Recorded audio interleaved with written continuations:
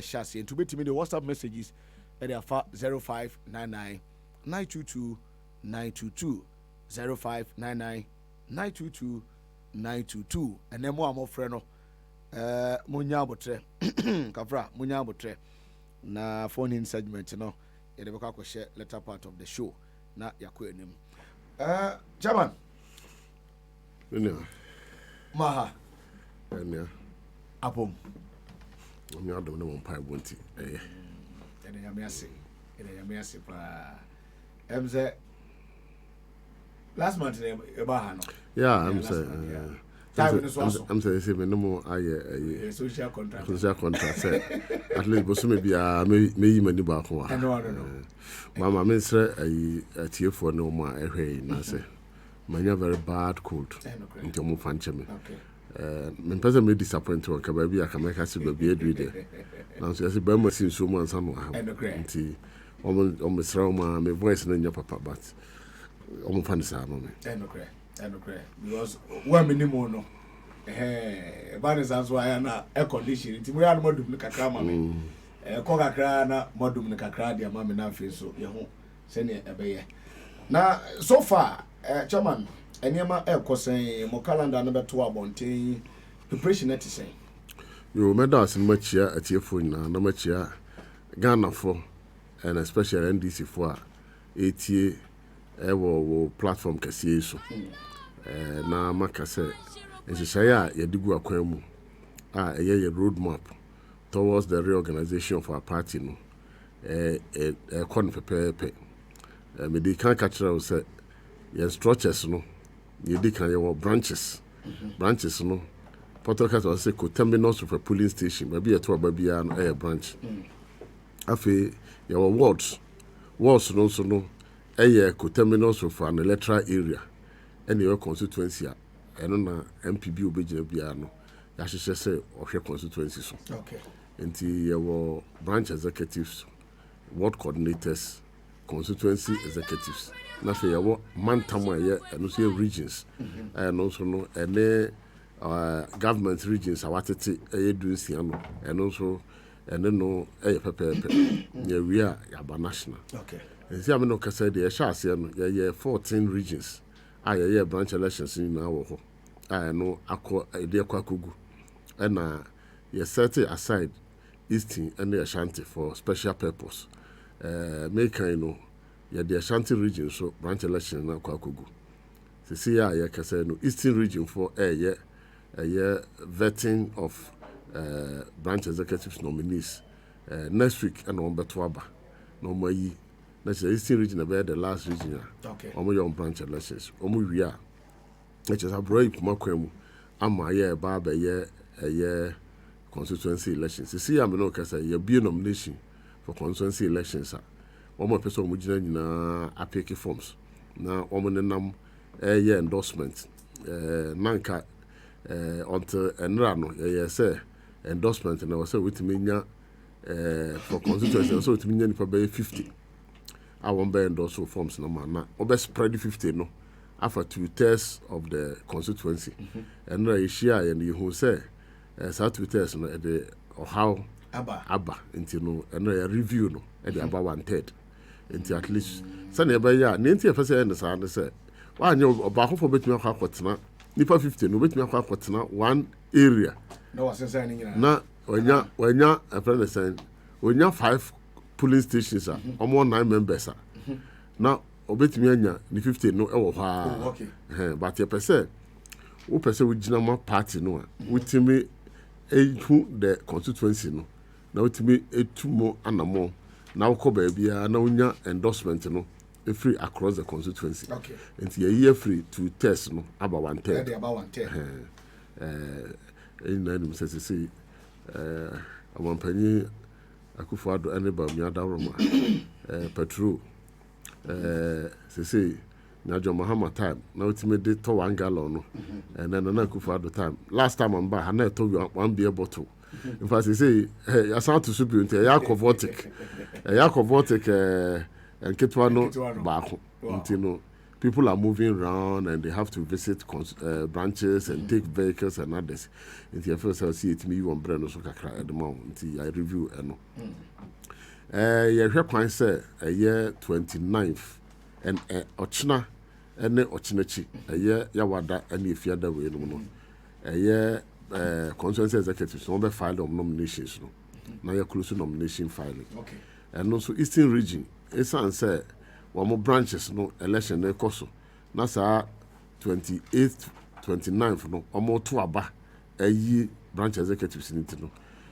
Constituency for now na supervisors side jumadi no. Nti you say the 3 days atoso am say omo ntimi mfa ehwe no mo fa nyom nomination omo be file no. Eastern kwan ya mo on side dispensation. Oh, okay. Because I know I'm who crata be. Na person me bisa ho asem to dey account with the na say. It is so far now Eastern pay and what 3 days. Yeah, they are to have more say omo fa nye filing of nomination. Omo wia na say close bibia. Constituency there. Fi ochna kono. Vetting committees no. Ebe deploy them throughout the whole 15 out of the 16 regions because Eastern then between transfer kakra. Okay. Until now, approval list of one way back vetting all the regions. Yeah, me no can say. Yeah, orientation program amount. Until me free her. Me am a party office mako boa na ya orientation at the amount. Na for year job mukwan no mako akoye adwuma. I see. Now, and Eastern no on my calendar na ho be kan kakra because then the other regions no and follow say there. And Otiana do. And I'm catch say and substantially because just about 3 days we okay. And a bit so. But so far no, apart from Nema, we are transportation to test no any other challenges we all have report to be about our headquarters I'm say generally some of the challenges no the filing process. I'm say they are therefore Kwanson the Faso, and this is the first time Basa into baby or have no see be a system no and fat money at the bash.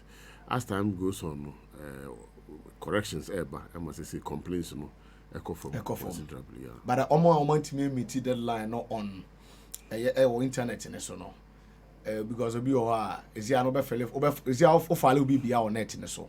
Inti koko ba se ba bi this nkrasi net ho internet enya common no e ho so no situation no say na be ko ho no say no say yeah 2 days extension okay am omu nyina me just say e be a window of opportunity am abi no say ye nya complain be say the same problems no that's what hobby. Oh okay. The so far no bibia sa but generally we did say the exercise is going on very smoothly. Okay. It's date for elections. I think it's the 22nd, 23rd next month. Yeah. Bibia sisa ho. Me nya sure say bibia be sisa. Sani I say emra omo koye vetting no omo ye vetting ni wi ya happen na omo ye balloting for positions. Okay. Omo ye balloting for positions na yet me the register no so ya catch election directorate no say omo mo dey say on be compiling register na say album na ye use for elections so na ye making available to the contestants no be any access na any free and fair so that they can get access to the delegates and be able to go and convince them for their votes. But I mean say apart from Eastern and Ashanti no other regions no more isolated constituencies via well, there are a few constituencies, and let's say me greater Accra for Kasa na Amasama. I feel Krana almost prepared for one branch elections because it was put on hold. A few other constituencies we are here na say problem of her near put it on hold because you perceive to a stay any man yeah I feel so you can say branches be of her problems of her you bet me as step one down. You never to test of the branches well organized and a full complement of one more delegates.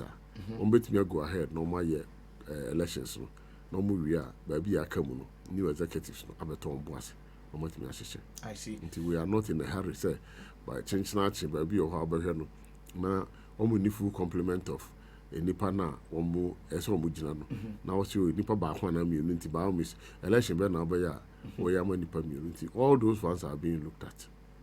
I see.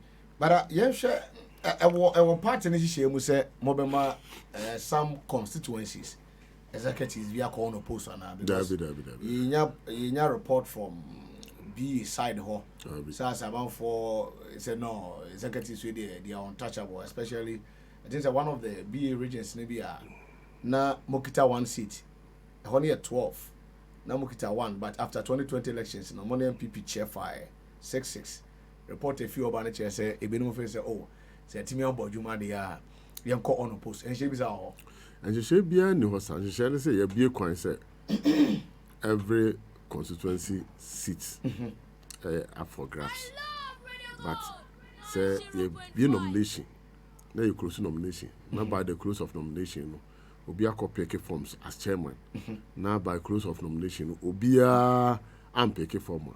It stands to reason that by the constitution no say by the end of nomination no na nipa ba ko pa na sa nipa no akọ on post. Oh, okay.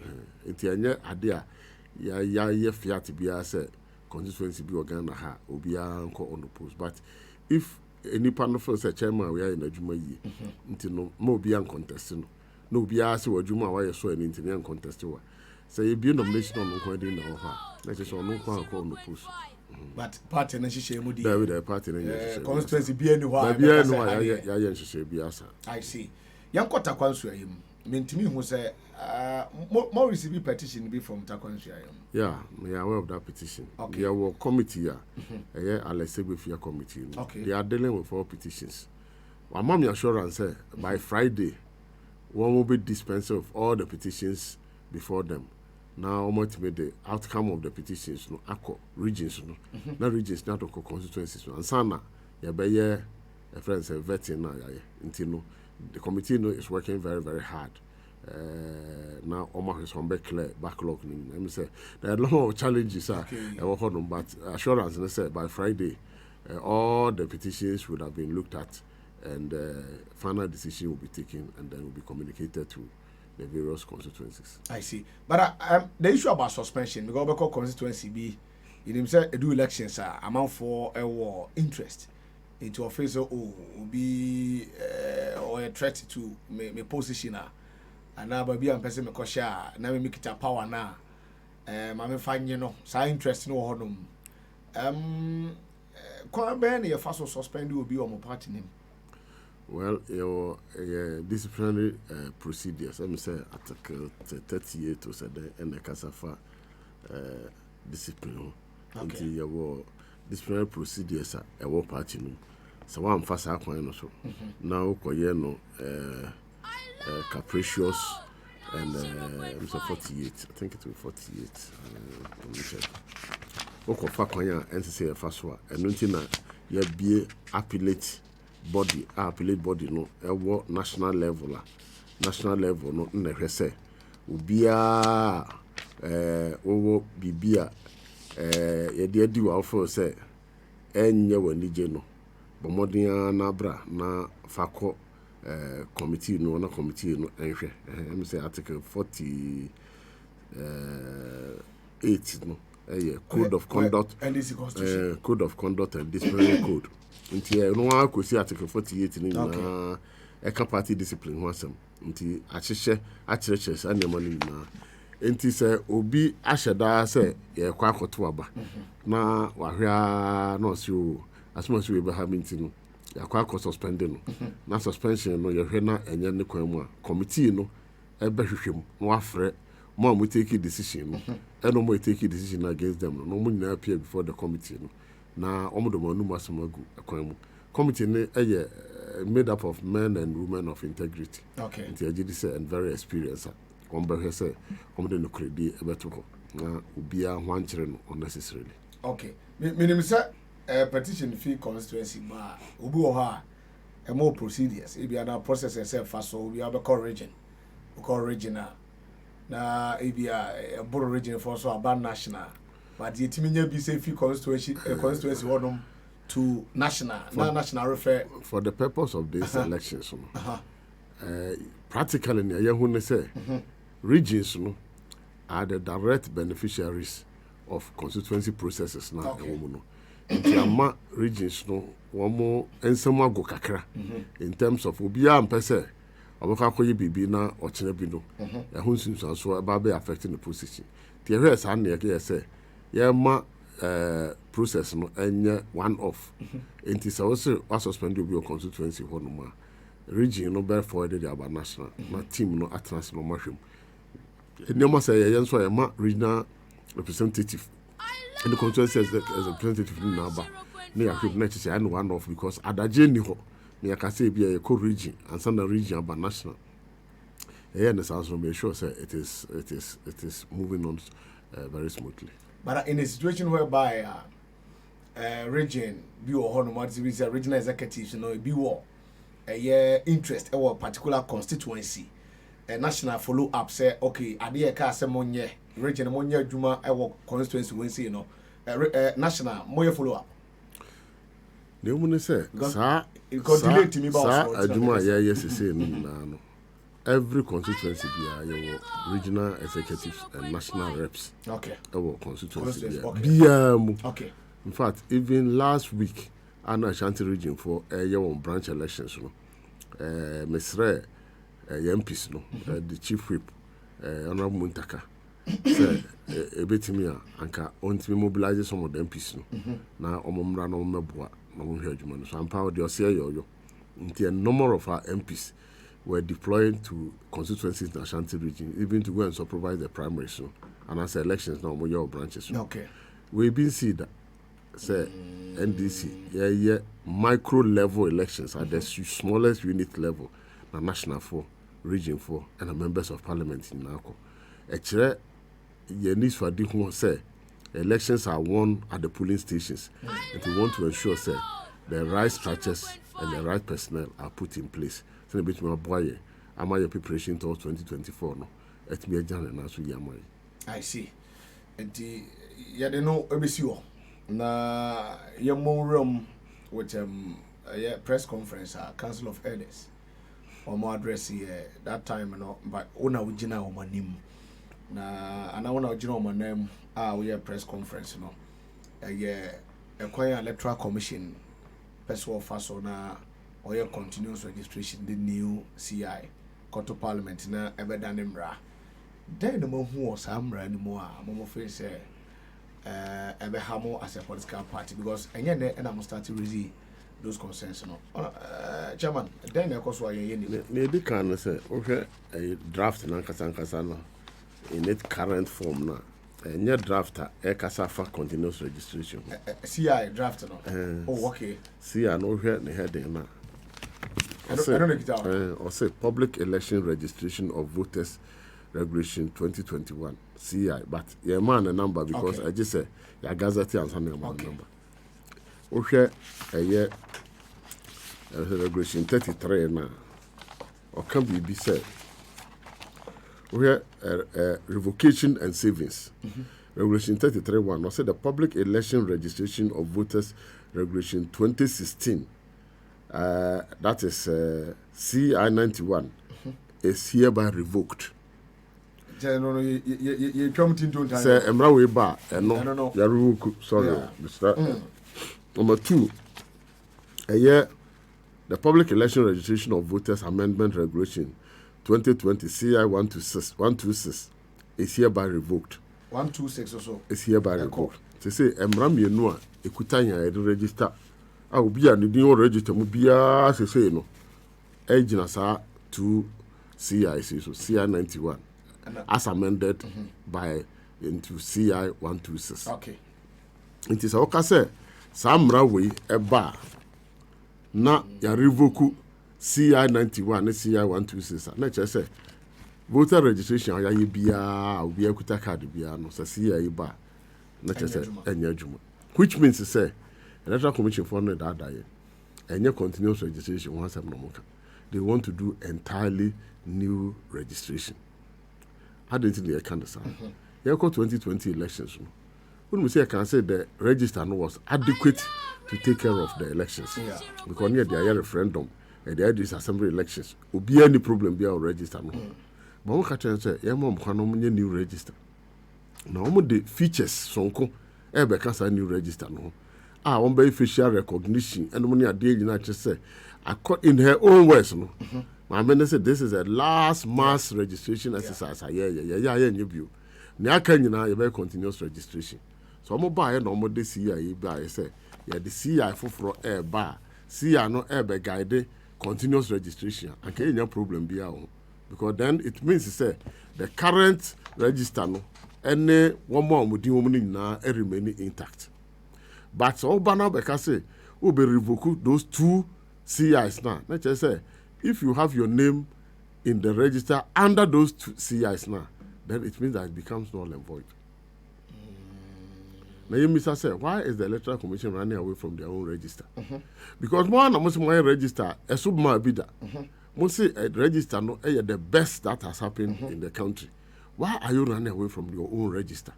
I don't know register now about 80 billion a day, and they acquire a new register no. In less than 2 years, you are running away from that register. That's a multi-million-dollar question. I was Electoral Commission for no. Omiting my answer. Now, CI 91 no. Na ni woman say say opese wo kotro within near to abamawa. Na edi kan no obetumi afa o birth certificate. Wa fa passport. Wa fa Ghana card. Ana say uni wenum bia na obetumi anya guarantors. Na ba be guarantee am na watimi atro din as a registered voter. One be amend sa CI 91 no by removing birth certificate from it. And okay ko court because you can say so we could a passport and some now be your passport no. I just look at birth certificate. Look at birth certificate, I ain't been your passport tomorrow. It is also the passport a source of identity. Now what jive birth certificate there? Birth certificate now passport, passport no. So then it means that why are you taking the passport and leaving the birth certificate out? Enti omo abase omo ba be new CI. Sa new CI no. Omo yi passport. Omo yi birth certificate dada. Omo yi guarantor system. Omo yi bibia no mo ja Ghana card nko. Se unkuta Ghana card, I want to show you as a registered voter. And this we are not against Ghana card. Yeah, the AGD say Ghana card no omo timi aye magana ni bia nya Ghana card ni bia. Ye ho beto yen say e betimi dia no aye a source of identification for somebody to register as a voter. Okay. But Ghana card no, Ghana for be nya bi. O hwe na say National Identification Authority Chief Executive Professor Atifa. On one be press conference, that was 16th September That's more kind to say. NI for no woman to register Ghana for na Kopem say Yakasi Yakwatuaba and registration of voters. Mind you, next year, these assembly elections Basso. Okay. Register na the Bay Assembly election and one register I was here the year parliamentary and presidential elections. Intino, what is wrong with this register and Intino, for I will say, apart from Ghana card, Mobia for any other source of identification. Granted, the Ghana card no home Mobia. Okay. They say, NI for Nankasa class, baby for 2 million plus.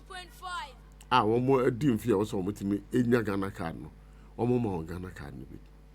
After one more Ghana card and come 1.5 million on my yard. Come be first one better. No more dear ma owners no crano, and also a problem at the amount. I'm also as I admit say, one would nisika any logistics, or meet me the register Ghana for you. It has maybe a electoral commission for a simple and say, I don't watch road the Ghana Nibia card, say, on Fantuaba. Now, what year what you say, that is the last time I'll be mass registration of voters. Now, I'll be continuous registration. If you do continuous registration there, come out of a CIA, continuous registration.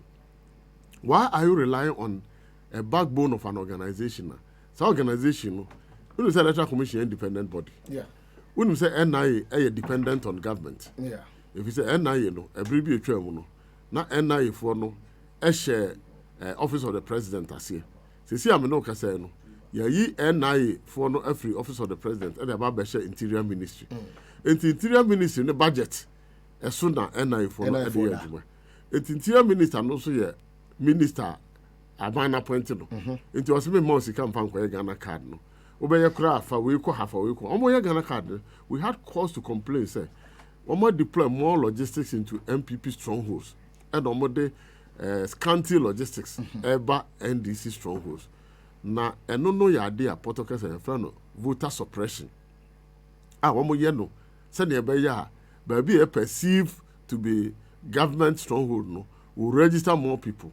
Maybe perceived to be opposition stronghold no will register less people. And no emma fairness, any transparency, any equity, massa process no. Enti yedi kan say sa na tie dia adena body a eye NIA a yenum say they are overly partisan. Obi enim Professor Kenatifa. Yeah, call Supreme Court you cannot lawyers are omudi na Akufo-Addo asem amano and on one or in charge of NIA. Inti obianum say he's a typical political animal. And the Minister of Interior and also no President Akufo-Addo and our power no and de NIA no ababesha nase. Inti if you want some assurance of fairness, you don't give it to body largely controlled by government. Say Electoral Commission for rely on that body normal their registration. And that is our first point. The first point is say you can go ahead to do your Ghana card. But once millions of Ghanaians any Ghana card no. Now there is no guarantees for many Ghana card no. Article 42 of the Constitution can say Electoral Commission should take steps to ensure say Ghana form we entitled to vote are given the right to register and vote. Right, right. It won't mean for Ghana card. Nya ba. So be ni Ghana card or right to say one opportunity say or tronidi na otuaba. Na Ghana card the so I make you more so laborious. Yeah, me pese dako ube bi phone na to no ka say mo amu ni Ghana card bi amon frɛ na mo nkyerɛ or how na bebresa mo fa mo nti amu ni Ghana card. The Ghana card is not easy to acquire. Maybe if you US buy, we need 3 weeks. No person a Ghana card. 3 weeks no or ya na nsan kan Ghana card. And we jawa oko. 3 weeks. 3 weeks. Okuta the passport. Nti assume say waba na ye beto aba. No say or per se or register as Ghanaian near to abama no okuta the passport. Also okuta Ghana card. O mano ento aba. Now Ghana card dan kasa no. O hwe emra na ye dey establish Ghana card na.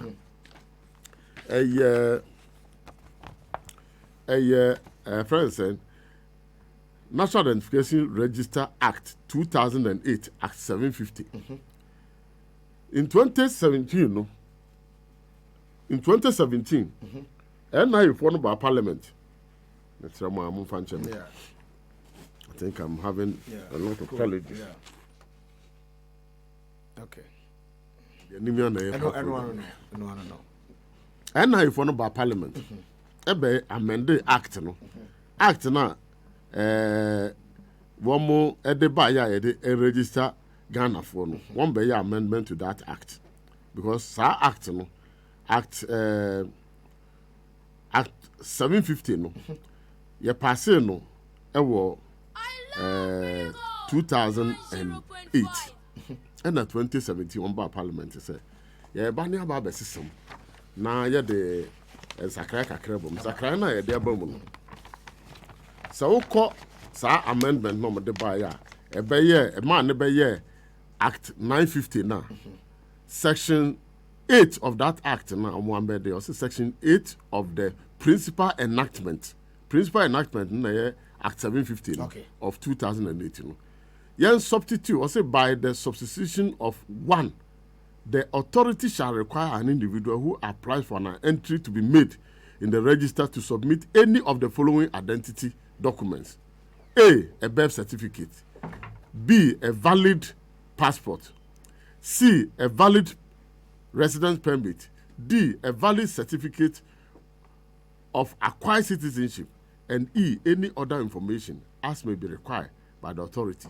And B, or say, by the substitution of subsection 2 of that act, where an applicant is unable to submit any of the documents specified under subsection 1, the authority shall require A relative of the applicant to identify the applicant under oath. And B, 2 persons determined by the board to identify the applicant under oath where the applicant has no known relative. Eti chase Ghana card no kanu kwa kwaje a. Omo se sambra no mu se, ubetime the birth certificate, passport, resident permit, acquired citizenship. Enna we ni we bia na obusuafo betime aba bidi ho adanse under oath ni ama Ghana card. We emra eye the current law. What was see ya? Ghana so de ma Ghana card. Enti then you ask yourself say, so electoral commission for say Ghana card no, and na so document ye de adwuma there. Then it defeats the purpose of the electoral commission even taking a friend they say passport, taking a friend say birth certificate from the documents ubetimi de ababa I don't know whether you understand what I'm saying. Martin, what can I say? Me break it down. Ghana for you. So person with Ghana card say yeah. Who could have birth certificate? I wait me the Ghana card. Electoral commission for say o person you throw the now beto aba now beji one ID card na. Ah, the beto aba na. Who could have Ghana card on bonji? Unkita Ghana card. Who could have Ghana card on bonji? No, who could have birth certificate on bonji? Okay. Ukuta Ghana card on beji. Ghana card no so birth certificate na say o makoso samra ne say person okoji Ghana card and the birth certificate ebetimi akono akoji. So there is a contradiction there. It doesn't even make sense. Na just say Supreme Court decision no take say Ghana card no kwa nya required say ubetimi dey atro within no. Wo ba under this NIA Amendment Act na. Ukoji obia oji birth certificate say no or the birth certificate no ko no je ko Ghana card e de be ma no obetimi dey akoto aba. Okay, maybe Amendment Act no. Da be no me that amendment. Oh, year 2017. 2017. Date in the year 70 4th December 2017. 4th December 2017. And the Parent Act no year 2008. 2008. Did not just say ban we buy and omokoya amendment. And on be amendment. Okay. So what I'm making. Yes, some I can say. Then there is no need for the Electoral Commission to come and say so person obetro wudi na say to abamawa. Birth certificate and passport. And a requirement. When the birth certificate and passport no are the source documenta, one would the Ghana card no. Na Ghana for enya no mo de aba betro wumudi. Now Ghana card for no kra ago a step forward they say obetimi guarantee am obi a own this card bia ne relative betimi be guarantee but bia only relative bia me fan say bia wa ba betran ha ofri garu timpani anaso ofri hiamenchi ana wa ba betran enkran ha only relative bia na wo ye Ghana ni na say obi betimi adi adanse a nipa mienu betimi aba na wo ba under oath no mo be di ho adanse na won so watimi agi Ghana card ni. It is Electoral Commission for the say the Ghana card and Kwan never yet. In the first place, no, there's contradiction between the laws under which Ghana card is acquired and the law under which the Electoral Commission for a voter ID card is acquired. 18 years can say, who here say, Ubabe Ghana card, no, so not the Ghana card, no. I say, what the year so document. One by Parliament, no. Young committee never a subsidiary committee. No? It is chaired by the minority. Not Ayini, former Deputy Attorney General, and the chairman of that committee. One minute Electoral Commission for Trans, they almost came into an agreement to say, was a passport in the Omojitu, because passport is a superior document. Ababi abeko bia, you see a pobi say, or ye or my bar. One of the documents, no, a passport. And passport also no. Okay. Birth certificate na passport. Enti no at parliament no committee no almost agreed to say yemfa most of money birth certificate no cry. Yemfa passport no. Because already no birth certificate na court. Court are making a very bizarre judgment. I mean one of the most bizarre judgments at Supreme Court amawo Ghana ha makan and say Supreme Court bet me aka say obi kuta passport aje okuta birth certificate amend and a passport no na wo birth certificate no na wo passport. But in Ghana strange laws can be made and strange decisions can be made by our law judgment in Antosum. And Thomasum kra me lawyer but and Thomasum kra yeah.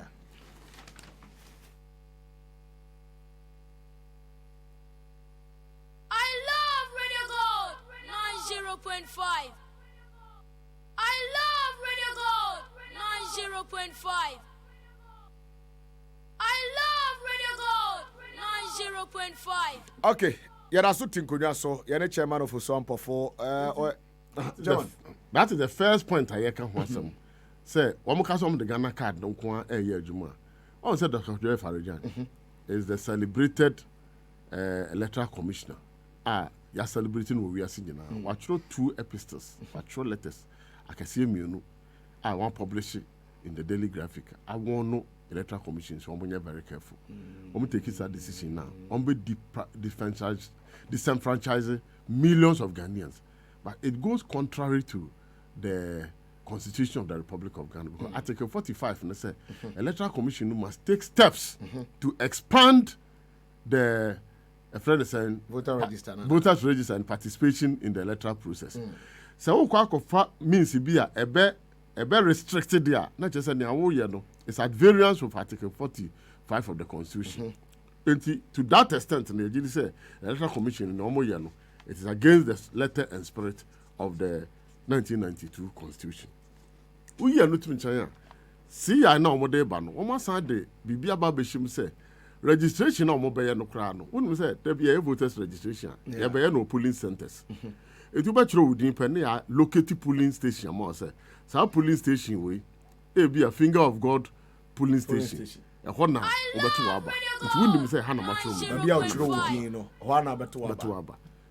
Ebi a wakola shebi yesi St James School hona obeto aba na say Holy Child School ewo Sakumono hona obeto aba nti no abato oduru so a utamu card a wonim ba bi a wokọ wakwakoto aba say omo de aba ba shem say instead that ye be allocate polling stations no na registration wo ho no one be registration no at the district offices sa mom na ahihye Into Uka, district officer no, but be a better register. One may be determine where to allocate you.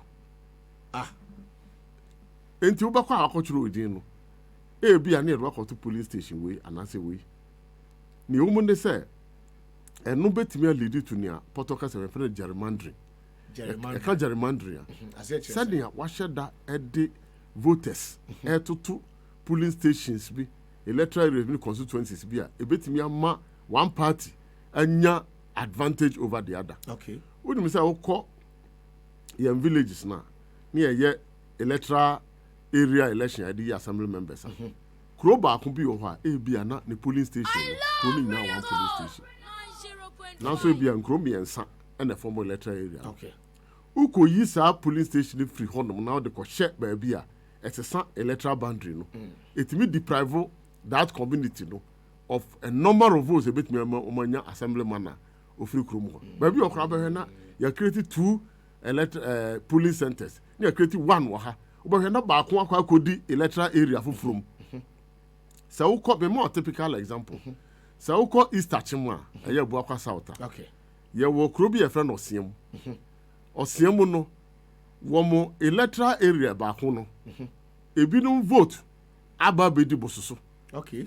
Bosusu honso no ehye Fantiakwa South ase but sa electoral area voter wo Bosusu Bongro mfre Bongro koko Bongro no eno nko ate ne ho akwa osemu ase wow etisi ya se obi yi sa electoral area no free osemu ase no de be hye Mane Kubase electoral area say ya it can alter the outcome of the election in Mane Kubase in the Bosusu in the Fantiakwa self electoral area. But what thing make and not just obey me use gerrymandering no e dey water electoral boundaries na ama obi anya advantage over the other. So na constituency boundaries kura no uba em say latabi okoshi ha ya any man probi bom some what I say latabi okoshi Ablikuma Central ana Ablikuma South one ne boshi e boshi one Ablikuma West so boshi ube hu say electoral area bi wo ho a ekwanpe ne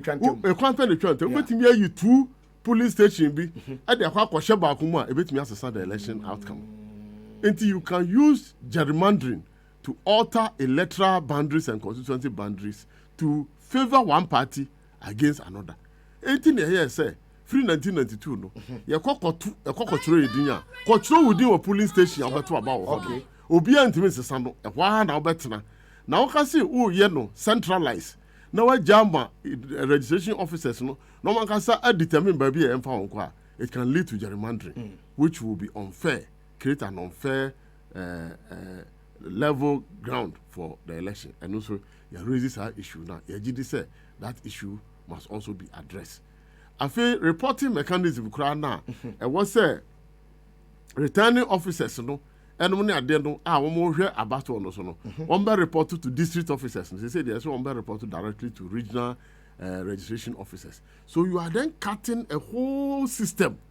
Yeah, Juma, you have a time tested over a period of time. No, you are changing those things. Sadia money now, you have heard the say, you have heard ya, and who's in so no, ever have dream for the 2024 elections. Now they say no, so I see I can't want them. It is not properly laid before Parliament. Okay. It is only before the Parliamentary Committee on Legislative Subsidiary Legislation. Okay. 18 years can say. After crown preparation of the CI no. So yes, CI preparation. Political parties no. Your mom the representative ba. And the yes CI no. Alhaji Hudi Aya has been our representative on the CI committee in this work. We see 2020 almost year CI no. One man political party representatives sir. One more year CI no they call Parliament. CI now more draft here from Electoral Commission. Oman for political parties. Oman for political parties Bianca. Say 2021 they are the acco to committee no. Omo throw letter break say yem for two representatives mra. Ye G2 mo de sa two representatives no edwo mo din koye. Omo fra Alhaji Hudi Aya e kire ne da meeting no beba so. Ebedu so no mo friends meeting no anya maso nti. The time on be fix for the meeting but me man aswate. Ye ti ya na MPs of parliament say see ya no draft no has found its way to Parliament without us making any input in it. And we feel that it is not fair, it is not in tune with best practices. I hear the year because myself on IPAC for over 19 years and I know how CIs are implemented. Offer a committee now, yabeba. Now, yendi representative aba. Now, yababa. In fact, in 2016, it will be an electoral commission for one person who procurement of equipment for electronic voting, transmission of votes. MPP for crying insisted, yes, sir. Procurement committee now, ma NDC, MPP, na minority parties, no, so no, and for representative back home, okay. Now, almost any part of the procurement committee now, this is what has always been the case. Say, political parties, no, a representation. Normally they are drafted CR and some CR and call parliament could do parliament. Our plea say it is not late in the day. The CR should be brought back. Let deepen the stakeholder engagement. Now you hear how you bet me a fine-tuned CR no. Let me a favorable to all of us because at least and let's say can say multi-party democracy. Parties are can and our parliament, NDC and the MPP. Yeah, major stakeholders. In the Kobase, yeah, involved in it. Yeah, GD say, I want to son and your papa. Yeah, can't say minority parties. Here. There were some of the established parties, and now here office I'll be home. Oh, here CPP office I'll be home. Oh, here PNC office I'll be home. Oh, here PPP office I'll be home. Oh, here ACP office I'll be home. Parties ni bi yo ha omo ba IPAC meeting a ye nim party no ba bi efri ye ni omo leaders eto na bi ko abedu IPAC no na enipa no mienu aba na omo ko ntokwa we na say me na me representative of the party we na say me na me representative of the party sa parties ni na ba IPAC na ye take decision ya anka IPAC de MPP no IPAC is not a place that we vote. IPAC ba bi a ye build a consensus. Now you agree on consensus to move forward. Under this new administration by the EC Commissioner, Obeko, the Assembly ba, now you see no more nyadria, you kakra bi you fan to vote.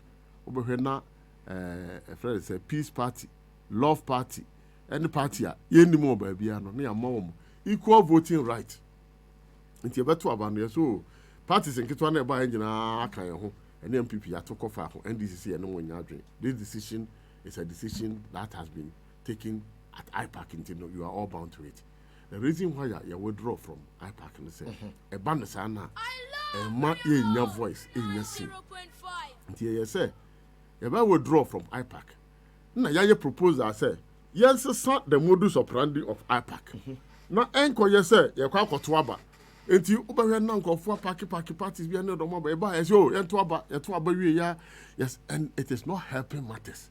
Enti in order to sanitize the electoral process no sadi ane ye no anka decision bi aba obenwu say so e bia MPP fa emfa nipa mienu ana emfa nipa baako NDC emfa nipa baako political parties na aka no so no omo so enyi nipa baako mfa nko na nsa ya omo letter omo de ba no omo say NDC emfa nipa baako MPP emfa nipa baako minority parties emfa nipa miensa minority parties no smaller parties no omo need representation in parliament emfa nipa miensa nti say ko ba say voting bi be ba they can hold sway.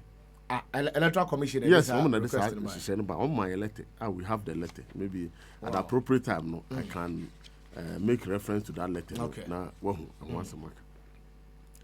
These and many other reasons until now, yes, we will withdraw from IPAC. Now, you make it in position clear, say we believe that there must be some reforms in IPAC. You withdraw, you withdraw, keke. You kokotnase at a committee headed by Professor Kwame Nahoy and then Anato Dazi. And then Penifo Kukudam, Emma, on your consultation with other stakeholders, civil society, religious leaders, unions, and all the major stakeholders in and your electoral reforms proposal, echo to electoral commission for him say, your GD say moving forward, no.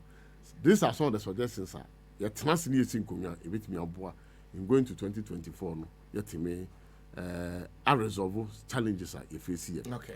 Peace Council so organize a workshop, international workshop under the auspices of the Commonwealth and the United Nations Development Program (UNDP) and the Peace Council. And the major stakeholders now Koshiawo Adan Aqua Safari. They could review election security and some of the issues are a bit me trigger violence in the upcoming elections. And Momunina who say the absence of NDC at IPAC is a major threat. Into you find where you better address the concerns now NDC and because we cannot just get up and walk back to IPAC when major fundamental issues had not been addressed. Peace Council 4 undertook say one by Juma. Subsequently, no Peace Council 4 who Office of Former President John Dramani Mahama and then the Becans answer. We almost have Babi who as a political party and the be doing it.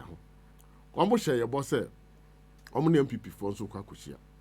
At a point in time, Peace Council chairman, Peace Council for I catch her say, one bonus MPP for Kushia. No more who say, to as a way forward, no, 1% by a meeting between MPP leadership and NDC leadership. Because you agree, generally, you may don't agree. Maybe the other parties, no, it will be very easy to bring them on board. Okay. Into almost share that bit to over. I'm meeting. I'm meeting. When I'm leading NDC delegation and after the Blay, LD MPP delegation. I'm a meeting. And almost a while. Once I say there's a need for us to resolve this issue. No, one more call nominate electoral commissioner no akwakushia. No more so no more dinkita. Now yet me tripartite meeting. I had to and resolve our problems. Now NDC about back to IPAC. About 3 months near Chile. The Peace Council for almost say electoral commissioner is not prepared to open 8 doors. Electoral Commission. Yeah. Commissioner is not Commissioner to open 8 doors. Now on the Peace Council for not transit. Now sir, common understanding. You need to me reach. Now you to me resolve a problem now you need to IPAC. Now it's me sinko near to Tunyama. That is where we are. And we believe say it is very important to say the concerns now NDC are raising, those concerns are addressed. And then we all go back to IPAC. Because Electoral Commission, you know, we need months for. This year, my letter say, one person will back or inspect your offices. And at the national level, regional and constituencies. We have cooperated with them, they have undertaken that exercise successfully. Electoral Commission for demand, they say every year, Biano, you do your audited account, NDC, were the first party to present our audited account to the Electoral Commission. I don't want to say. I'm sure you can't tell you more to say. we have satisfied the constitutional requirement. And we don't have problems with electoral commission, but we have problems with the modus operandi of IPAC under G Mensa, because under Charlotte Osei and Afarijan, we have worked smoothly.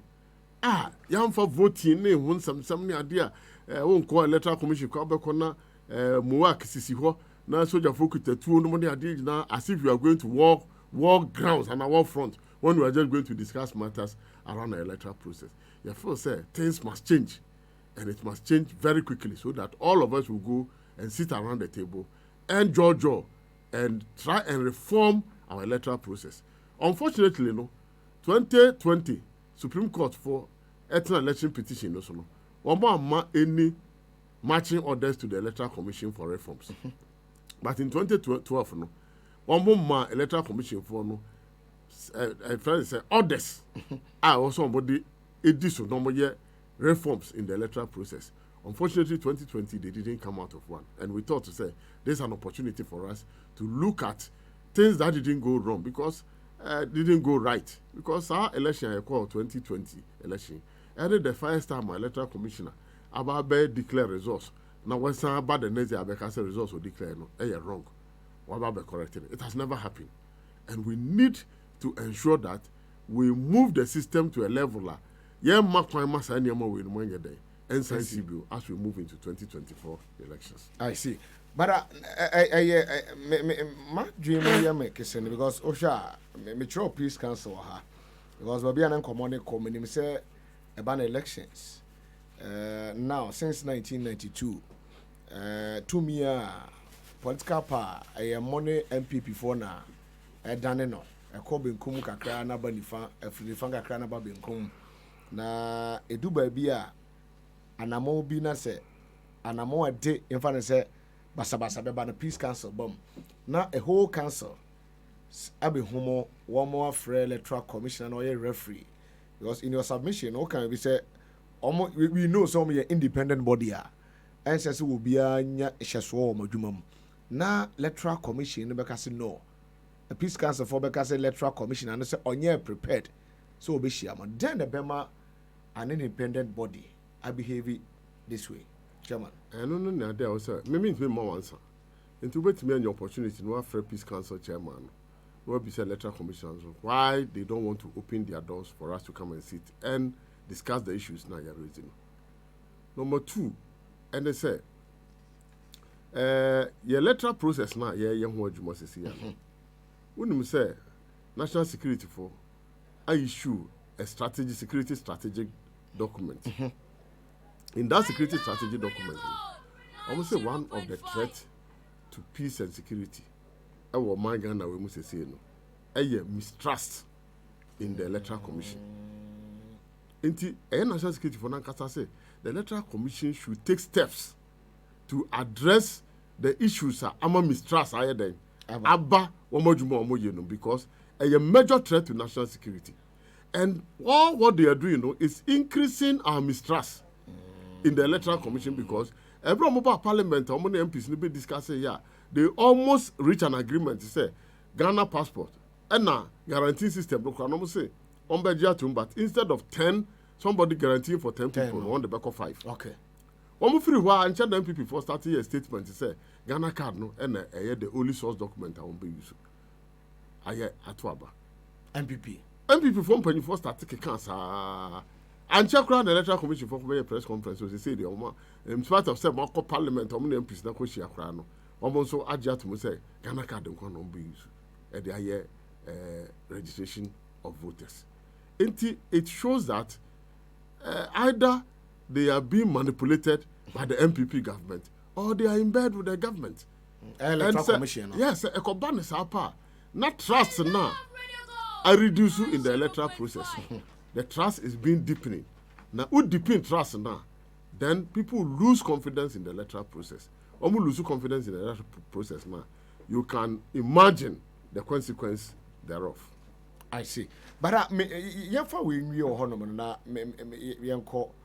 commercial break and bra. When him say after 2020 elections, some of the reforms be by what did we call my electoral commission my electoral commission say enko IPAC. Some reforms no and once I could say. And once I'm making this here because you see IPAC and your body. Wouldn't mean to letter and fan come IPAC. Because there's nobody called IPAC. Okay. IPAC in the party for about better table who are more council. It is a ultra electoral reforms now. You address it to the electoral commissioner. Electoral commissioner never fresh say my friend as someone with the buyer no moment transmission kunya. But if we say yen direct reforms don't call IPAC, who is IPAC? What in Americans? IPAC is an amorphous and your body. Electoral commission na your body obit me address a letter to. Okay. Then the electoral commission can say some of the about there, mama yanko transit. Now say this and the first say your first one. But they have not even responded to our letter.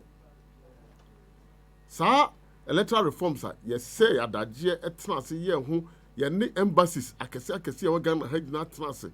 You know mkoshia edru baby krana embassies ni bi I feel say one bit me funded the processes towards engaging in the electoral reform process. Okay. Because Ebra G. Mensa or executive director of Institute of Economic Affairs. Institute of Economic Affairs in the use as a vehicle and a platform for all electoral reforms. Okay. And then IDEC for actual proposal at the Abrayan at the Biako other bodies near the answer. IDEC for a Institute of Democratic Governance 4%. One will use IDEC as a vehicle for the proposed electoral reforms. Electoral Commission has refused even to sit with IDEC to discuss the processes. Able to make their electoral reforms. They are sanitizing the electoral process. That is the kind of electoral commissioner. But I think Peace Council push you on press conference because I said my okay meeting for the first time. Say money Peace Council for Kakushia. Nipa do saying in him then I'm more found. Well, all this press conference is the way now. Yeah, they say as a political party, one of the things that we are going to do is to petition the Speaker of Parliament and the Parliament itself about the processes almost this CIA FM. Yajidi say Parliament will listen to the petition and maybe take the appropriate steps to ensure we develop the CI through an inclusive process and not an exclusive process. Chairman, no muso na mebasisia.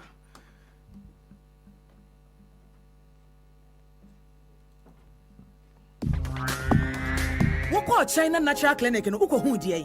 Sanya agro no mudi no ho. Sa, wo ye akọ pressure. Wo miamia won sam no nam keke. Hwim no yi yare no ko. Ajese so wo sa yare a won fa duro. Aduro wo de beka akura no kra herbal medicine. Nam se yare no wo twimu tawoboa. Wo ba fru widiem. China Natural Clinic. Wo ye massage, manual and electronic. Wo do to mpem atwetwewa ma widie no. Emusa no si afom. Won't stress any pain wo widie bu build da. Papa no. Our ultra modern lab. Yeah, a check yare bia e won penifo kwademu was circuit blood pressure stroke and yare akeka ho China Natural Clinic ope ye kira kwan a obehu ye e wa hyiama Ajeyi Kojo Sami Eje Street no New Queen Scott School ana edi nhwene mu ubakuma se ye wo santase otenkwanta ye ne honorable Osache Mensa Bonsu afie no ana edi nhwene mu saa na wo bankran ye wo pokwase kwabenya ekwan no so Total Filling Station na chiripe eho obehu ya so he no e wo ho no mo ubetumi afre wa homatrofo so 0244 435763 0244 435763 and 054 1023 China na wayare safi papa. I've been so cool. Well, Mabel Restaurant and 2 a.m. sounds. Now, first in Mabel's Park. When Nungwala Tade Saints or Nautical Quantum Poniso, 80 Jumedi beer with your Ben here, Gun and in Nigeria for new and be at his jollof rice, plain rice, Bankuni tilapia, Mabrami pizza, Eba, any Agushi in Kuobi, okra soup, bitter leaf stew, any Afufro bebre. So we a year oji our dear Otu Bedin, and now Posa Woody Jumedi and here in Riane Papano. For more dinner for any Mabel Restaurant, any Mabel's Park. Yeah, free delivery. Kishomachi Kwai Ewa Nungwa C5 Junction and Nungwa Latter-day Saints. Fre Omo Ewa 0244 052012 and I say 0270 258028. Mabel's Restaurant and Mabel's Pub in Riani Penina Himfi.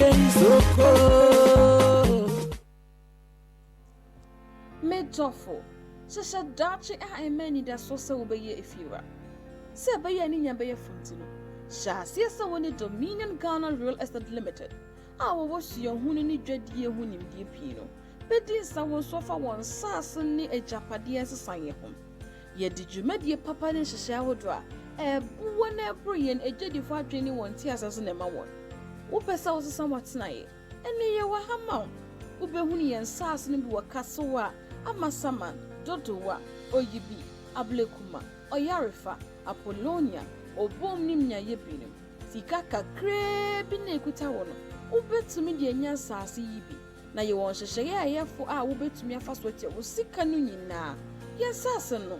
Ni man's what's in quanta. Wapai, Masu Sembi any ho. I think in so. You can hear some near assassin won't bump on your doctrine.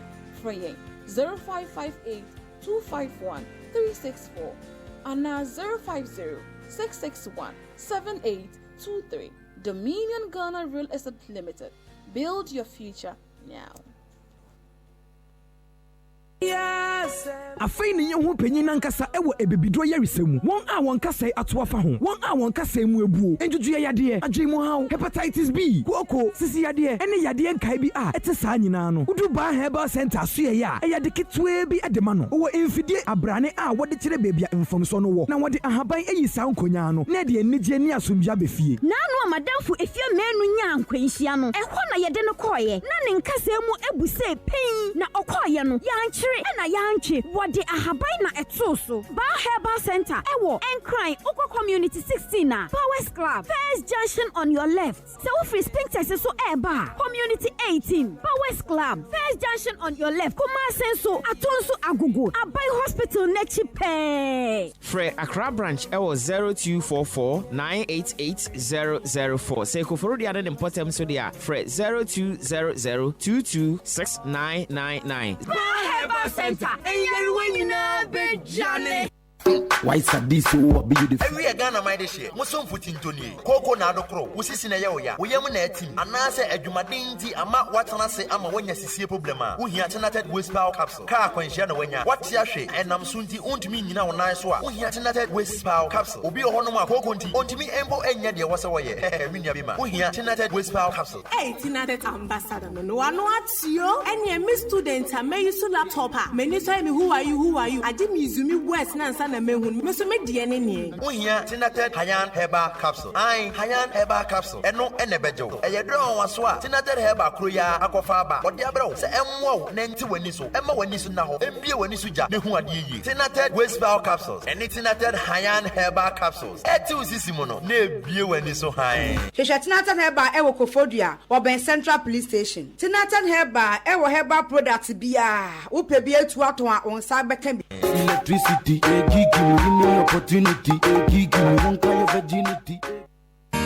Hey, said ya me chinka habra pasa se aminye bi die. Just me di misika ko. Hey, madam, don't get it twisted. Now what kwa Yak Consult and Construction Limited? Yak Consult and Construction Limited? No. Yak Consult and Construction Limited. E won sasi wo Oyibi Bauleshi. Ningo pram. Amasamai Abiase 3 Junction. Kaswa Denchra Obom. Apollonia Jerusalem. Anafe Amrahia. Around Elegant Homes. Now we're planning one area no. Said ya open unubia. Ah. Mama kuma tomi yem no mo hye to say. Oh, se wotu ya no hwa. Owo huge discount at the mount. Na se crowd ye wo ye promotion. Asase ye 80,000 Ghana cedis no. Ye de ma 60,000 Ghana cedis. Ya no ye say, bosumi bia to ya 2,500 Ghana cedis per for 2 years. When ya wasase, ene ho nkrata nyina. One office e wo Land Farm, Oben Trinity Baptist Church no. E wo Amran here. Ene wo yibi kwan no so. Frɛ 0303 958616 Ana 0549504125 Ana fei 0548663073 Yak, your gateway to owning real estate. Okay, Mami Samu Akwaba, Mfambra 90.5 FM. So, aha, a Radio Gold. Also, share Jumadin live. Our Lao Salens TV on Multi TV. Sound so and our Facebook live. Radio Gold 905 FM. Live on Facebook. Said abdi kan China Natural Herbal Hospital ewa ha na esan ya modern boy ya bo greater Accra nti na ya kwakwa kosi ɛyɛ ultra modern clinic ɛwɔ Kumasi Santase wɔten kwanta na ɔba China na Natural Herbal Hospital akachi a emiamia wɔn nsɛm ne wɔn nam twe adeɛ pii wie a yɛfa ɔbɔ adeɛ no bena ɛne hama so ɛde ɛyɛ aduro ɛka adeɛ no etu aseɛ prɛko pɛ BP na ɛtete wo kidney ɛne ho aka diabetes stroke ɛna ɛtete wo a ɛyɛ China Natural Herbal Hospital.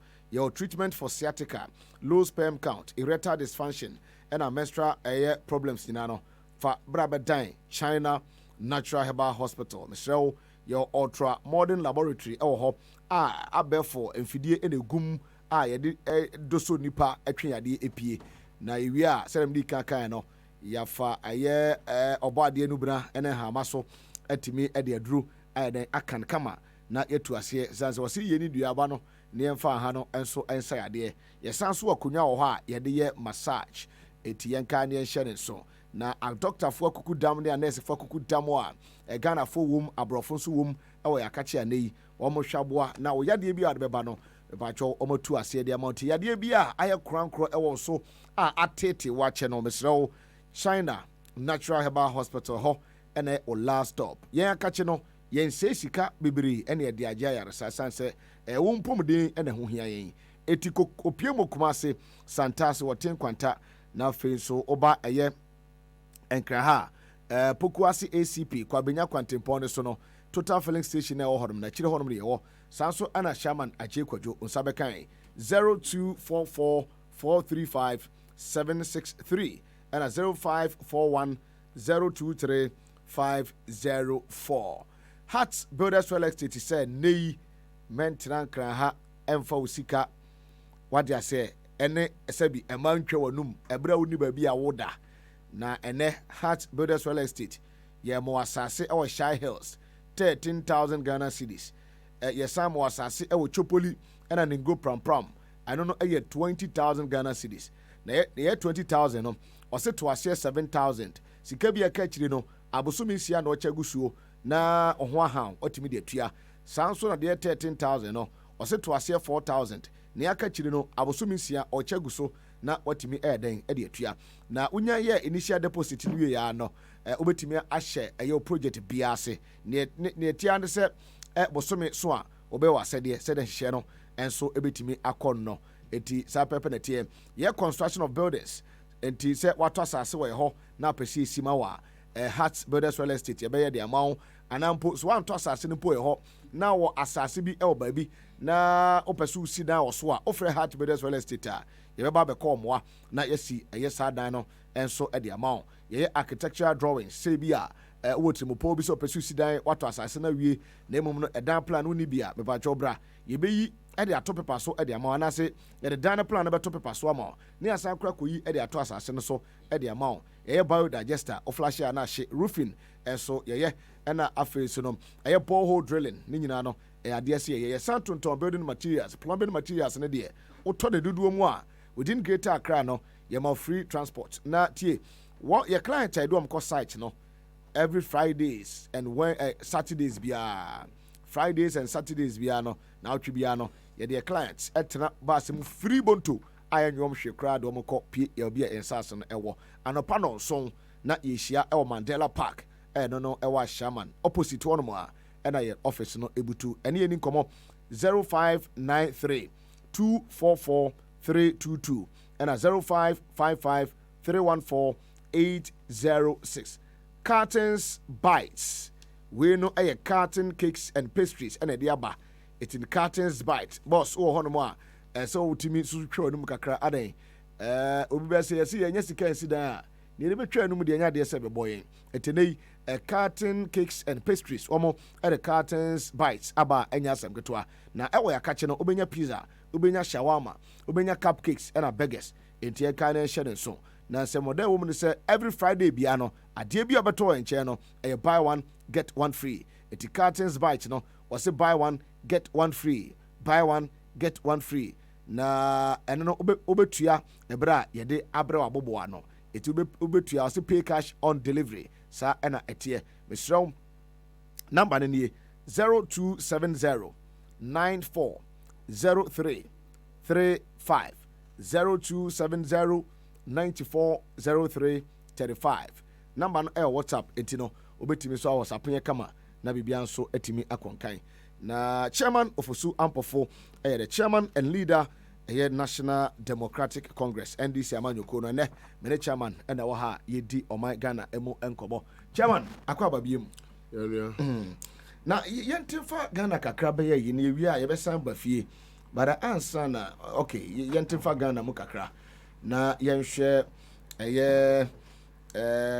sisi ano o hwe Ghana ye bobra the new ratings are fetch the abano first na your triple C and they see ni yiba ko free so come you know tie see anhwe yie na see me no kokoti free so a ye be call DRB ansa na yasan ko di na je say already no yaka kire say economy kra junk economy a ye hunu ba bi a ye de adwosu den ekwakobo now I'm a phone number see ano suru abam ni say kwan bosu a ya boro ye ba fa so kra tua no akwa ya sem foforo yenhwe ba bi a Ghana ba bedu in terms of sikasem ene besia boro me say MPP aban etie afutua anka enye ba bi e wo sese ndi unu so mo baaye no na 2016 President John Dramani Mahama ya do say ye ko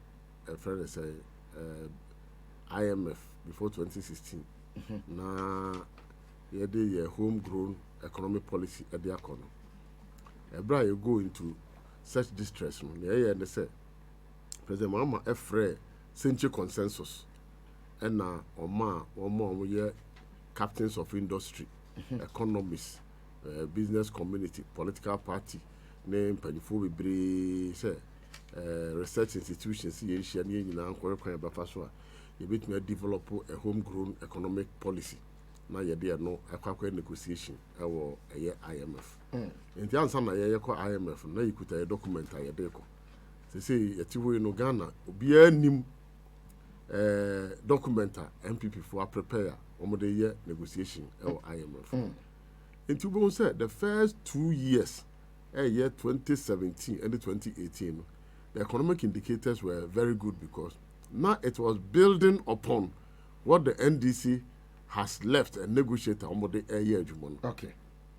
Now, enuma na 2019 hono economy starting say enya down 10. Enema nyina agent sem. And the woman na COVID and so ebeka ho.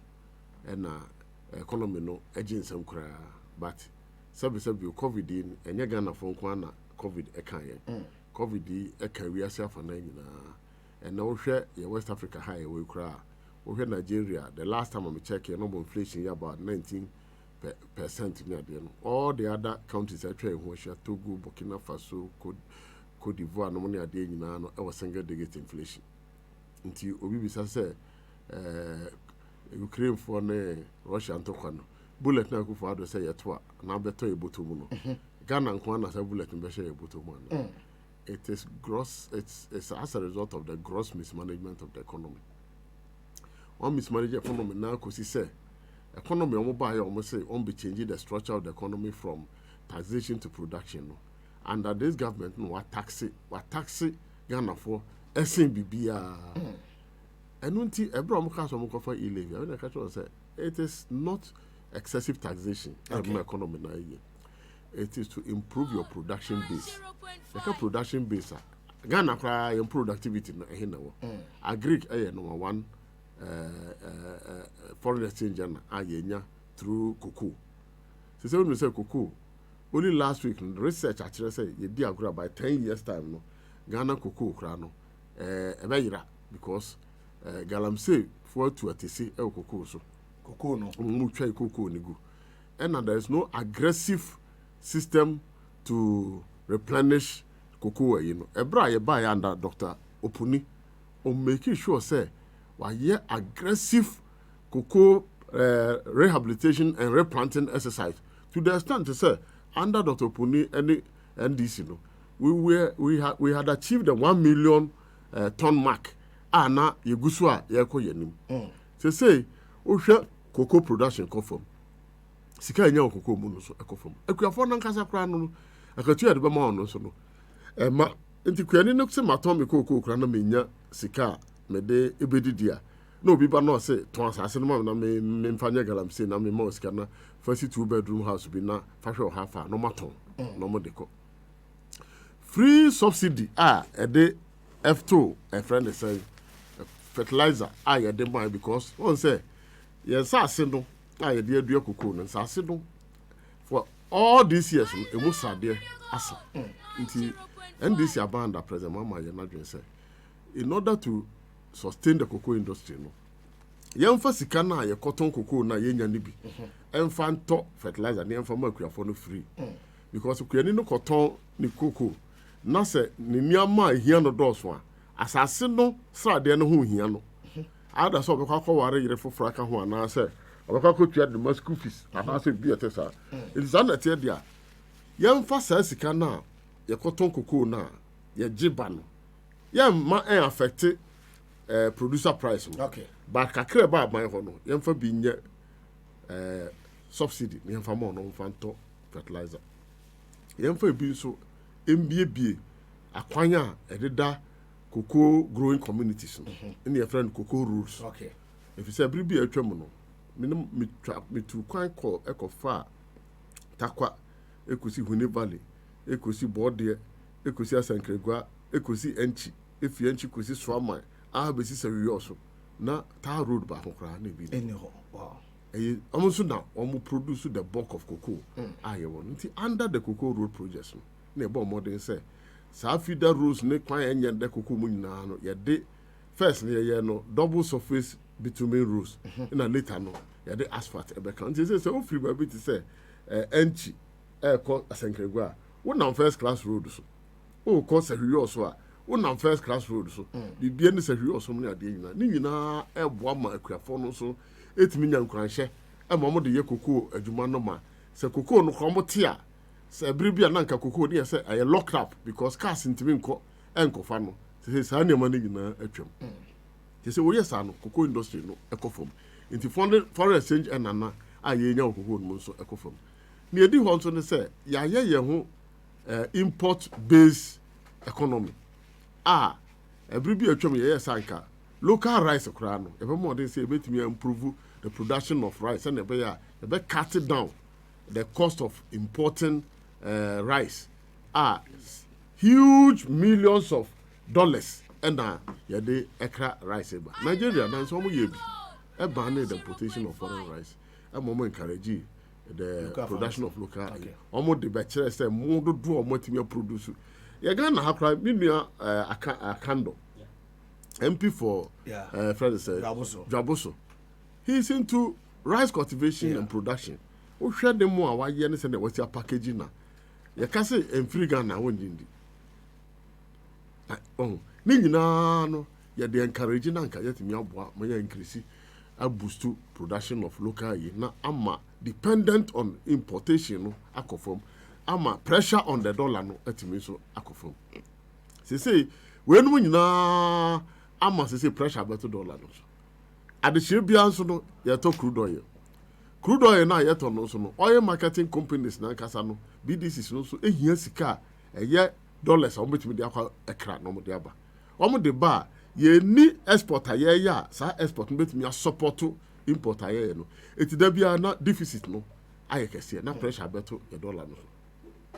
Eti na ye jidi se ka Dr. Baumi also ye economic messiah oba no aba besesa eniema no oba no say dollar no it trade between 3.8 to 4 Ghana cedis before the end of 2016 no and about 2017 no ka tell us wa arrest dollar no e de na safana kwa koma IGP say obofopanyi Michael ene Gabriel if so be ka tell me say within this short space of time no you better dollar over 10 Ghana cedis and coming in economic messiah no under his economic management no he be a dollar any cedi akwa copy enunti ama bibia aginsam exchange rate come from ekosro na yankasa inflation so no me catch us say we hwe surrounding countries now apart from Nigeria hover around 19% plus no all the others are single digit inflation drew by 34, almost 34% to say. And look, some experts can say a massage figure and the other to do. If you say, in your mind, you told you now, wouldn't say cement. You started a fear, none of cement. Even a few months ago, not cement about 56 Ghana cedis per bag. They say cement do about 76, 73 per week. Ain't near aye huno the rate of increases in price of goods and services, and at the rate of depreciation of the city. No, and I must say economy no agent somewhere, and the disposable income of the ordinary Ghanaian has been eroded. Who could kind of want to be fine? Nana Kufuor ejina simple so. I can say I didn't know NDC under Professor Monson said then. Now you thought one city. Yeah. Na and not to say you mismanage economy. And then under Nana Kufuor and Dr. Bamiamo. Because baby can say Dokun ya 3 cities. Come on, almost say Dokun do 5 cities and 4 cities. Kenke. Size and also no. And so some baby. If it Kenke, the size of Kenke is to measure economic growth and economic development. Then Quebec say the size of Kenke shows that Ghana economy is in complete distress. Inti anyama wan say ofori ataba no instead that ye betimi ahwe kwan ye befa so e be boost the economy no. Ne di kan say oba ye say banking sector na e also boa ema private sector no any small scale for no etimi ye adwuma na omutimi de besia kakra ema ye ma no. Wouldn't say bank be to say Indum Bank, GN Bank. Yeah. Ofa Ghana have a BR or more branch of honor. Okay. They started bringing banking services to the doorsteps of the people. And almost started some more microcredit. And they are ma omo edidwa adwadi form e kotobeton no money ade ne ade no mo de ba. Aban we ba ye no. And obo modern say obegu sa private banks ni na including Unibank. Who do you say Unibank no? No mo quita contractors. Contractors are government project. No one more sika. Tell mo fa nya adwuma ne. You betua mo car, mo ba betua na mfa so kakra wo no. You also mo tua ade ama. Agu Unibank. Wagu banks ni na micro credit companies and microfinance for wagu ni na and also quite consolidated bank. What has been the output and outcome of that consolidated bank? Group Undum had about 3,000 workers. In fact, Baumiankasa ne backyard wale ene no na religu gambaga no. No mo ni commercial bank bi aho. No more credit union any group indum nkwana na eho. Wo mu group indum no mo ni commercial bank. Na nsan ya nsan na ya de na religu ye regional capital no mo ka commercial bank ba ko eho.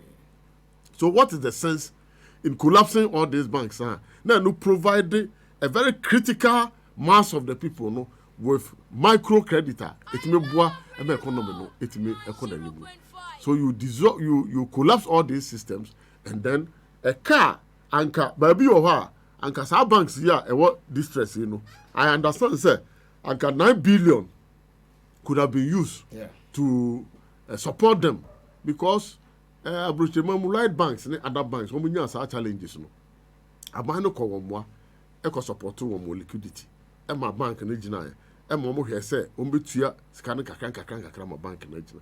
And that's all nam now here group indum na dan ya akeka wiram na afu anka oho na nye yekura no driver ba ho security bienu accounts clerk bi and ba bi de nipa 10 bi de anka obenya adwuma ye sa nipa ni na wapam wo afra adwuma mu na wo ni ho. And so when you do these things it's repercussion and what we are paying now. After what ba we say obeye planting for food and jobs. And then you say what was the output, policy output for planting for food and jobs? And only say aduane etimi kwa atwe ya ma school for kra aduane e de mamo school kra no headmasters close school down because aduane ni ho. It means that policy has failed. And if your agricultural sector afeli now we say what the one district one factory so eba not through one district one factory now what they buy and also no say you bisa say wo call various districts no bisa say me eastern region me fi districts are here yakobo ya hu say factories for Oko region meets and over region, no say this is now one the muahe and a factories. Empty a year sloganeering, empty sloganeering. Oh, yeah. So Oko now you want this is one factory. Now cook boom. Now could be a factory be a no boom. Already no Tema enclave no a industrial enclave. Okay. It could be a factory no boom. Now say one this is one factory. Oh, that down. Oh, kona kasapa. Why a juma you kasapa juma why and then the kasapa. Casapreco. Now say, O Koshemo Canana so could be in the Jumon, so I will say one this is one factory because that factory has been there.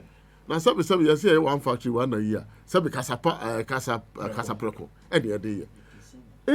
Why you send your when nama? You are tickling yourself and laughing. But the reality is say industrial growth anyhow.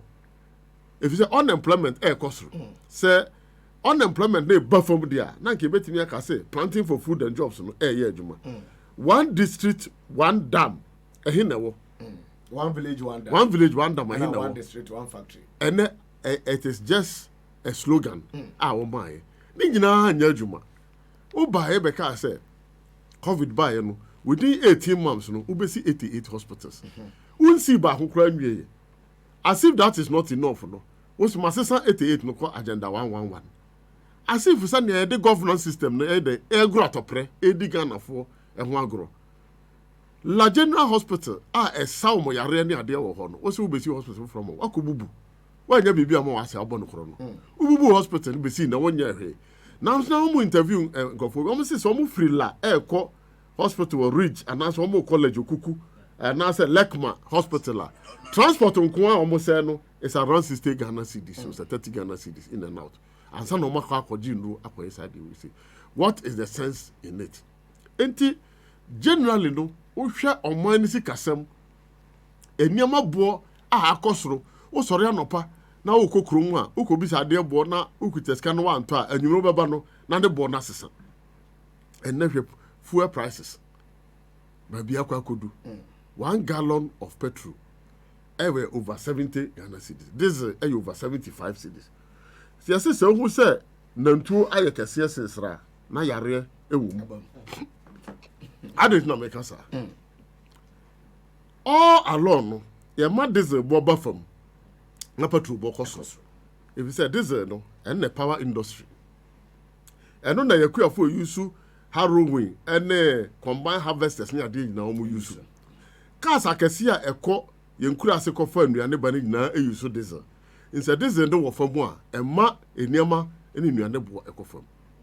Aba we nko ade wa ma diesel no bo aye dense petrol. Enti ama okọ sese ya bahire abu because your season no. Yeah. And so bahire for no bisa mo mbeka say car ne befa bahire ne free tachiman anase kintampo anase yeji anase your friend say bimbila na or the rice no anase pasa na or the yam no ebedru nkran ya lorry fare obetua no ebedru no oton ade no kra na enyi. It was a deliberate government policy. Say ebe ma diesel bo akofom ese petrol. Say na ebe ye betimi aboa ma goods and services any foodstuffs now they are carted from the farm village to the market centers no etimi abrasi. This is common sense. Yeah, the year policy and the union no more say one more economic management team no. Your bonus is sending friend say Brazil for Common World Cup no. To say if you know the name of all your economic management team and the output is negative, it serves no purpose to Ghanaians. If you know the names and you can recite the names of economic management to Dr. Akoto Friye, Yawasafu Manfo, Alantre Martin, and they say, what a solid team. Solid, you know, and melty, I a liquid, and a liquid, you know. I gaseous, and as I say, I evaporate here. Oh, you show my Francis. It may say, so what me bought economic management D. Now the year poem, now reading no day in and day out. Now we cannot put food on the table and put body and soul together. The name of the economic management team, however sweet in our ears, no, does not make any sense to us. And that is what I want to tell Dr. Baumia, the economic messiah. I never jai economy not to China, also yeah. digital specialist. Yeah. And then house numberings near the end I'll say and now yeah digital and the year say yeah economy no once a month. Why is it running away from the economy? Other than the on yeah a friend is saying town hall meetings, non-co central university, don't go Jina Ho. Now on try the reason why the CD has fallen so much today. Look, Madame will be too quiet. I know they watch us in Russia and Ukraine. Madame will be too quiet. Madame will be too quiet also for pound. Pound when you say Abro 11 something, almost 12. Almost 12 cities, yeah. I mean, what country do we have? 7. Okay, can't say Ukraine, Russia war. I'm not Ukraine or Russia and talk about my Ukraine. Now you see the nothing can say and the only baby. It is grossly mismanagement of the economy. Okay. And now for prioritization. What is your priority? We are buying Sikandi ho. Workers cry bread. Intimate Yomoka. Utility prices echo from Ecosro. Fuel prices Ecosro. Now president need to make this still allowed to make the best 60 convoy vehicles and not the two kind. What are you telling Ghanaians? Are you insensitive to Ghanaians? Professor Ames be a president no me local government minister. I mean your opportunity need to come baby. It be come baby. Now he na convoy this one. No gina the car no. No friend dispatch the police for security for say. One more dimati na mo messing they are not part of my convoy. One more anko amenko. There have been instances say Minia Neil and Vanderpoint e wo ha ene Ludwig no one bet me confirm asem amake. No am mo nyina ko say mo antwam anko amenko because my convoy no e more than 12 vehicles. Now wo there at the time Sikeni omo enum a ahochira ba no the president ekoye press conference and also okoye oko Ash FM say okoye radio program say na me no ye ya no Ash FM ho na Land Cruisers egu more than 40. We make mockery of ourselves as a nation. Enunti na oko international community who oblebo obi about himself no feature for no we are na feature for the say you better downgrade you because your mismanagement and ama o country na akwesa no enye Ukraine enye Russia because Ukraine for now etu na kasa ka omokra no the economy is not as bad as ours. Ghana there. And the country say no the economy is not as bad as Ghanaian economy. And the issue is that if you are a government now you are facing such challenger, the first thing you can do is to look at the size of your government. Nana go for the bio. Also, me pentem, I'm in a hurry. And you know, I want a large size government because government, the problems are gonna fulfill, you know, eso. Large size government, you know, what has this resulted in? And upon me already, me one of your sister stations, now me can say, under President Mahama, no, of a mamienu, the late Jifa Ativo, may her soul rest in peace. And Joyce Bawa Montari as Minister and Deputy Minister for Transport. Aviation was under the ministry. Railway was under ministry. Port and Harbors was under ministry. Unumajuma moye ye. Ajuma moye ye emami no. Any Terminal 3. Kumasi Airport, Tamale Airport, Ho Airport, Takrade Airport. Afe Temahabo. And so ye new friend saying expansion port expansion. Port expansion no. And Takrade so ye new jetty ewo Temahabo the capacity of the harbor increase here, turn around time reduce here. You to cranes for you see river terminal. As a river terminal no, you walk a refrigerators a cracker in atosodiani nyama a perishable no. Umbetime you see International Maritime Hospital Emma workers helipad edisi so sani ba ya omo ye adwuma ewo region so ewo oil field no omunya accident bi a helicopter na do call field na ye paja helicopter na ne do ba International Maritime Hospital tema na si aba si ho na ye the patients no eslo akoda ne akwa. These are the things that two women they were in charge of aviation, they were in charge of railway, they were in charge of port. Oba ye no wa be create railway ministry am how dey obi akwa railway minister ho. We create aviation ministry and we acquire aviation minister and money are there. So one of the things the government could have done was quickly realign the ministries. Because sanitation ministry, for instance, how can you have a sanitation ministry? A Juma sanitation is a decentralized activity. Now ministry no a centralized ministry.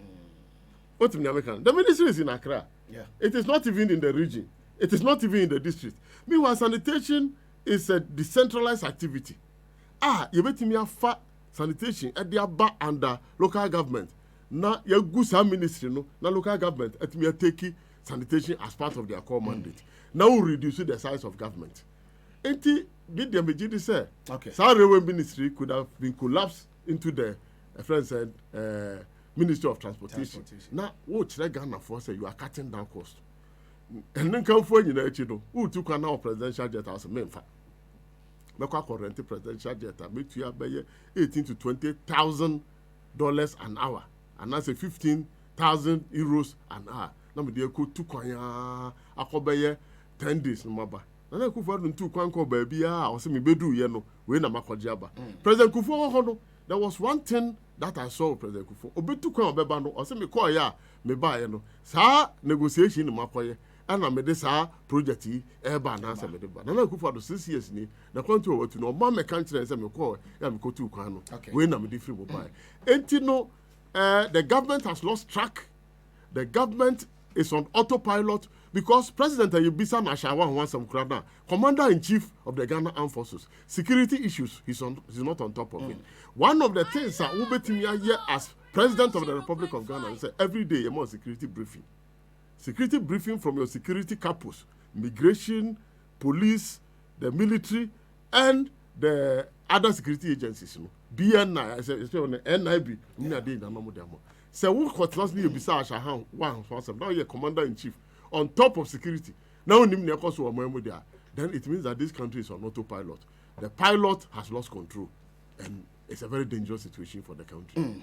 Chairman, medase, but I got 10 minutes in here, sorry. Kasima do. Na me no na me orientation program. Because it's here. Omunya abotre chairman the bus is here. By the next 15-20 minutes chairman be do. Chairman, I the DCE paying. Chairman, I local government minister paying. Chairman, I the regional minister paying. Wabe national organizer. Wako parliament 2 terms. Wako parliament 2 terms. Member of parliament. Wako 2 terms. And no me say more. MP, local government minister, DCE, regional minister, national organizer. And also call how many terms? My deputy minister back. Deputy minister back. So I can. Opposition and call my so. National organizer be doing 9 years. For 9 good years. So national organizer. Normally, like 4 terms. But you win the election in 2018. You push your Congress in 2018. Echo 2009. Okay. Okay. Until that time, no. Now me double up as a minister and at the same time as a national organizer of the party. Now the chairman and leader of the NDC. Last week, Honorable Johnson I said Nketia Baha and wa catch me show ya so baby out here not or say General Secretary Jumano wa be 17 good years. Nya dey so baby ma for front to aso. Chairman, wo ko animu anase wo so wo to wo de onade ego. Oh, the American say chairmanship no party no adaroma omo de chairman 2018. Na ka 2 years and the election. Okay. So that time no na yakọ election 2016. Emma you were vote deficit of about 1 million. And you lose about 55 seats of parliament. Na party no shada enya kono because we had performance in 2016. Now it's difficult to manage such a party and steer it to victory. But 2018, we determined some for party in share yansa. Share yansa no. Many me team executive secretary party this is Jumaden pa Emma yato abawi ye no. Na your deficit our parliament ya clear ni nyina ama ya benya hang parliament for the first time in the history of this country. And no can that's what court if it's a Chiman South Akonya so he also Akonya Takwan so Akonya Esikado Ketena Akonya Zabzugu Akonya nyina ya de a ya de kokota ya pre ho say ya gidi say we won those seats and then court intimi and for case no emma finality nti ya gidi say no be bomo we could get parliamentary majority. Okay. Ya bomodi an say through collaborative effort, it means you're Speaker of Parliament. For the first time, opposition party, and you're Speaker of Parliament.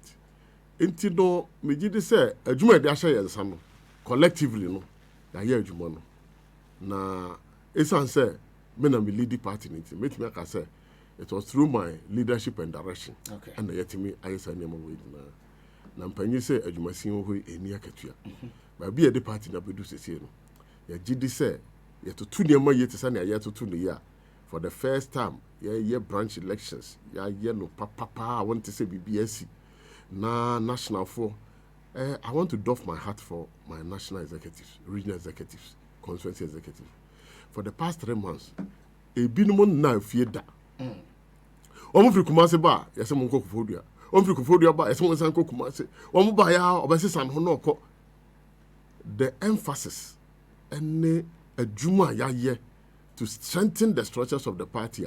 I must say, yenya first layer, branch executives. Never how to constituency no.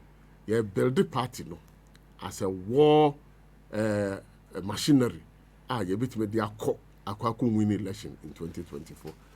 Me gidi say with the kind of vision you dey nim. Na ye dey aboa party no so ayakono. Our party has become attractive, the most attractive party in the country say NDC because you to abai kura no. Won't say ya tutu obi perform so kura just say okotutu ansa na man form so won't be that. Nneema nyina ekona somdwe mu afi sa wo hwɛ sania yesi atoto ye nneema ɛne sania ye hyehyɛ party nneema unim one of the things that Debbie America say unity is the greatest weapon a political party needs to go into an election. 2008 ni eniska Professor Amos no you suka ba ko pɛ because e ko western region am say frita kwaba amanfi ho ba bi na ne ka ba say Oni speaker, MPB, and the man they come on another coin. In spite of all this, no, because of unity of purpose, no, it means we need 2008 elections. No. Enti Makamba be say, I did a bit me a boy, a bit me a fire into my papa friend and win elections. But can you boom? No, bia a beya jumadin. Na yet me the party no assign about power bill. Enti not number one. Number two is that I am a unifier. Me the unity about party no. President Mahama, you call flag bearership elections no. There were 7 aspirants. You call to about ya pedo. Sylvester Mensa Kraka say, NDC Nkwana are there 100 ye betche. No ba Nkwana benya 90 something. Then the pension haka no. You be kanu kra wucha who say na we see more one. But you to abandu ye no. You call rounds. You call flag bearer aspirants when no mko kasa. In about 5 days no. You momu nyina jitu we say we have one party to work for. Into omu to an Amomba party headquarters under the auspices of the National Financial Executive. We pledge support. So we be President Mahama. And I mean to me, more my regime say, Ubia remember Ubia room on play. No wonder say Joshua Labi professor, a campaign manager, and Sylvester Mensa nom Spogabra nom Guzita nom Ubia play role our campaign in a be Trump manifesto, a be a political committee members, a be a business development committee chairman, a be a communication committee chairman, Ubia or contest say Safla Beraship be a Mobia Jumaye. Through this unity of purpose, no, and yet the core here, the Kotua bar, it mean ya, modern ya, it mean a boy. Me the Debbie can say, we never lost that election.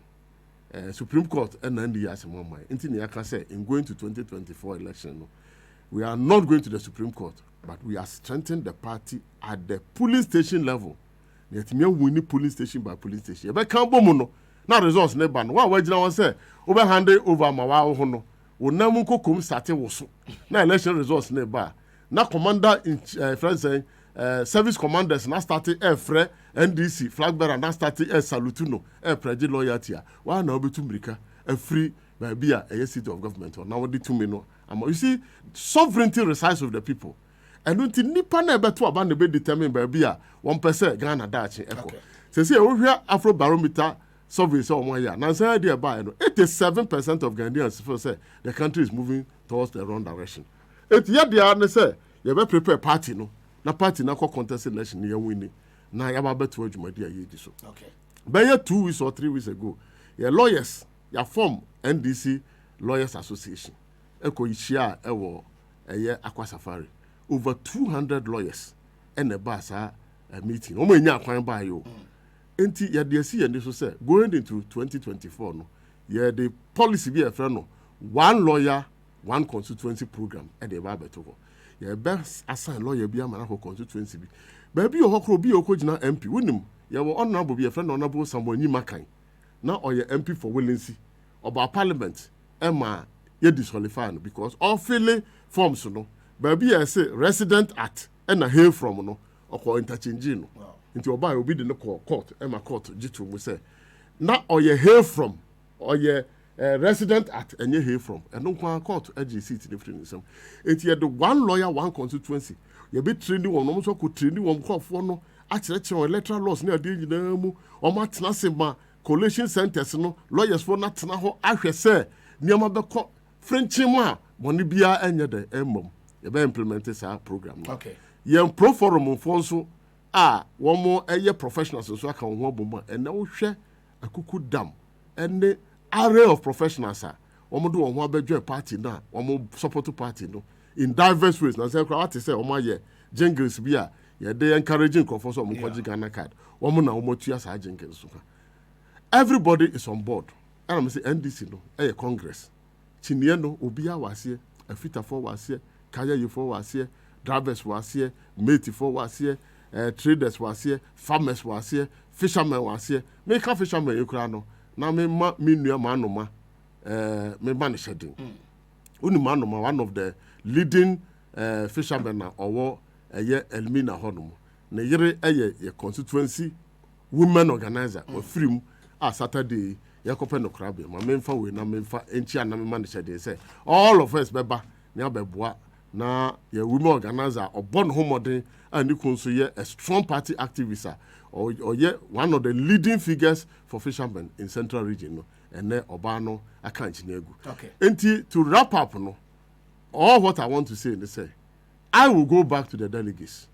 I will go and render accounts to them say Monday party ni share mensano dwumadie say e da mene mpanyifo amode party ni share ensande di so mo hwe na se me dwumadie no e fata mode a I will go and pick nomination forms. Okay. Na ma contest for election again. But esan say baby a you say no, ye focus on constituency election, ya ba do regional election ti no. Ye beto ye boase. Na every do na say ye bie kwan say ye bie nomination for national elections.